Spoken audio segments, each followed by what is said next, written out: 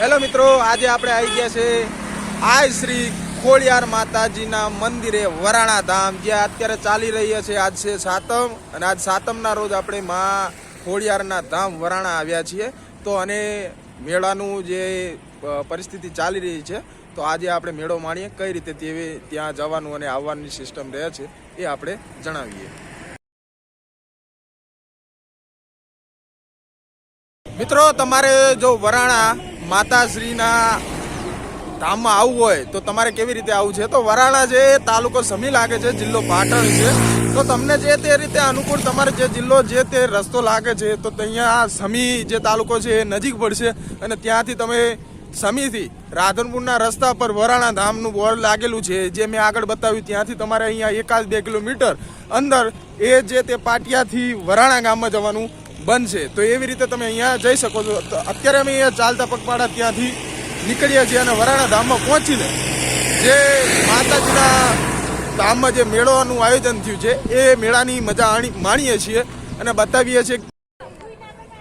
તો મિત્રો, તમે અહીંયા જોઈ શકશો, અહીંયા જે અગ્નિ નિવારક સેવાઓ છે. તો દરેક જે તે મેળાનું આયોજન થતું હોય જ્યાં પોલીસ બંદોબસ્ત અને અગ્નિ સેવાઓનું જે તે ફાઇટર કહેવાતો ફાયર ફાઇટરો હોય છે, એ અહીંયા જે તેની બંદોબસ્ત ને એ બધું કરવામાં આવે છે. અને અહીંયા રવિ ભાણ આશ્રમ વરાણા, જ્યાં એક આશ્રમ છે જ્યાં પગપાળા લોકો આવતા હોય છે, તો ત્યાં એ લોકોને સગવડ નાહવાની છે, રહેવાની છે, એવી મળી રહી છે. અને અહીંયા જો હું તમને કોશિશ કરીશ કે જો દેખાય ચકદોડ ને એ, જેથી આપણને લાગે કે મેળાનું જે ભવ્ય આયોજન છે એ કરવામાં આવે છે. અહીંયા ભોજન પ્રસાદની પણ સગવડ કરવામાં આવેલી છે, જે તમે અહીંયા બેનર પરથી જોઈ શકો છો.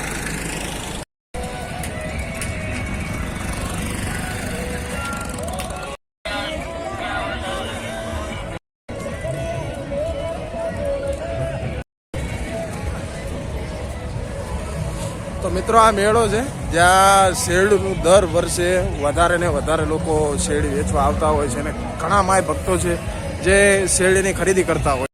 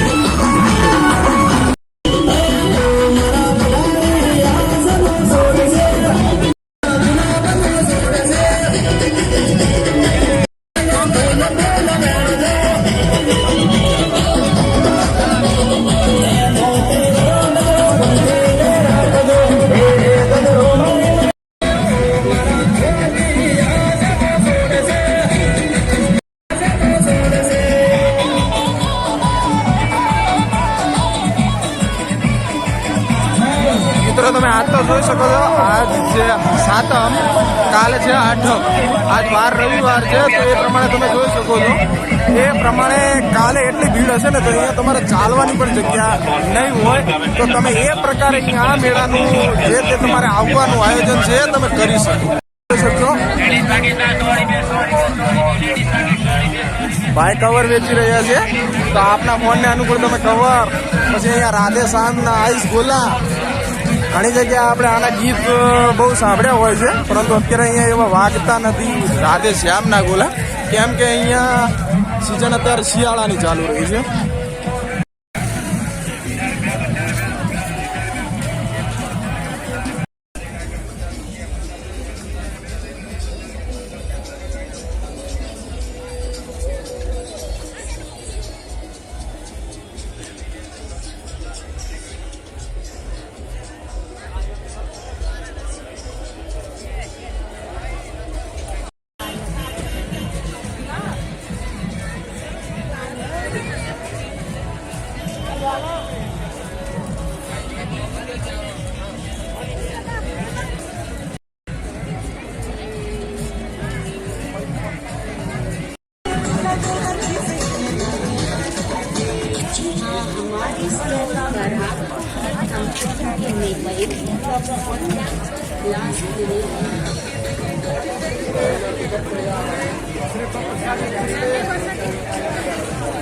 મિત્રો છોટા ભીમ જોઈને નાની બાળપણની યાદો આપણી તાજા થતી જોવા મળે.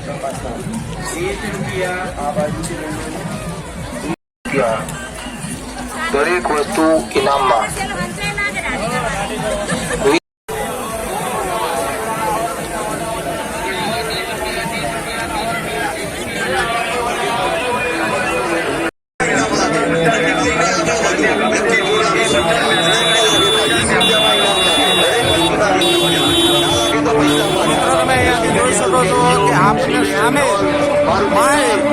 ખોડિયાર માતાનું જે મંદિર એના દર્શન થઈ ગયા છે. અત્યારે મંદિરના થઈ ગયા છે.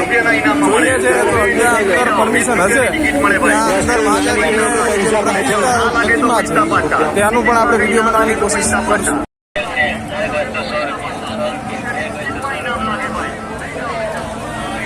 પછી જેવું તમે અહીંયા મંદિરની એન્ટ્રન્સ પાસે આવો છો તો ત્યાં માતા માટે જે પ્રસાદ છે એનું તમે અહીંયા ભવ્ય કહેવાય કે આયોજન કરવામાં આવ્યું છે કે તે તમને અનુકૂળ જે છે એ પ્રસાદ છે તમે લઈ શકો છો.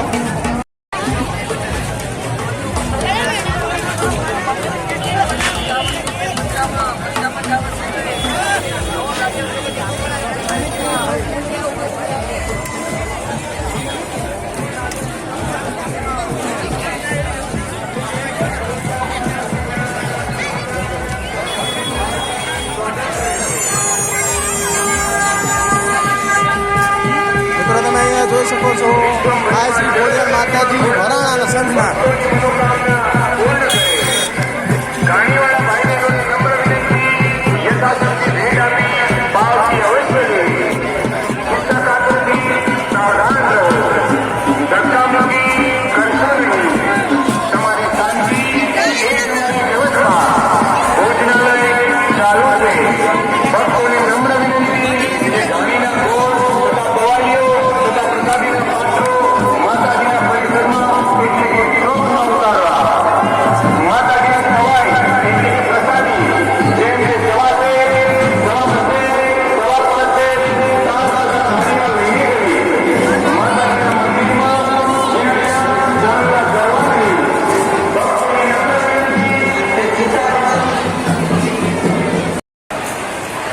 તમે અહીંયા જોઈ શકશો કે આપણે અંદર આવી ગયા છે ને માતાનું જે મંદિર છે અંદર તો આપણે જોઈએ સેલ્ફી અને વિડીયોગ્રાફી કરવી ને એવું છે એ પ્રમાણે જોઈશું. આપણે વિડીયોગ્રાફી નહીં કરીએ.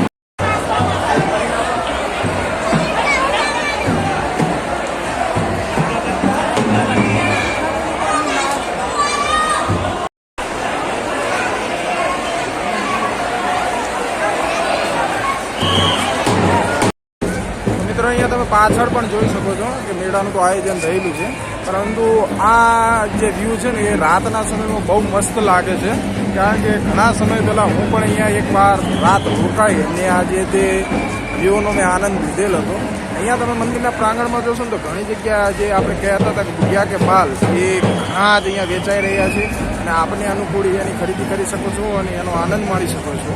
અહીંયા આપણે બને ત્યાં સુધી મંદિર પરિસરમાં અંદર આપણે વિડીયો બનાવવાની કોશિશ નથી કરી. એડવોકેસી ફિલ્ડના વ્યક્તિ છીએ એટલે નિયમોને થોડું સખ્ત પ્રાધાન્ય આપીએ છીએ.